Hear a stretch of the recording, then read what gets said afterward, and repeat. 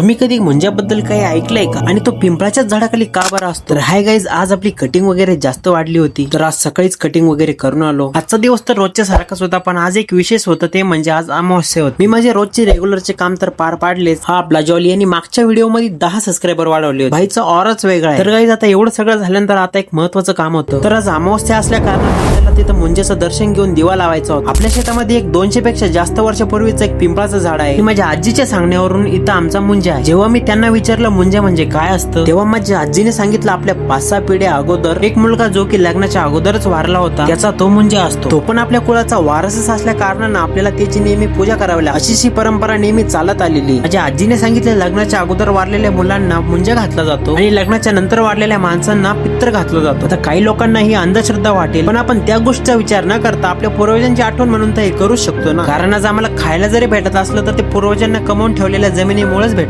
आणि दुसरा प्रश्न की पिंपळाच्या झाडाखालीच मुंजा का बरं? तर या प्रश्नाचं उत्तर मला सुद्धा नाही मिळालं, पण माझ्या आजीच्या सांगण्यावरून पिंपळ म्हणजेच मुंजा. तर गाईस, तुम्हाला मुंजाबद्दल काही माहिती का? कमेंट मध्ये नक्की सांगा. या शेतात आमच्या मुंजेच्या थोड्याशा अंतरावरती एक विहीर आहे, जी की आमच्या पूर्वजांनीच बांधलेली. अशाच काहीशा गोष्टी आमच्या पूर्वजांच्या आणखीन देखील आहे. चला तर मित्रांनो, भेटूया पुढच्या ब्लॉग मध्ये. धन्यवाद.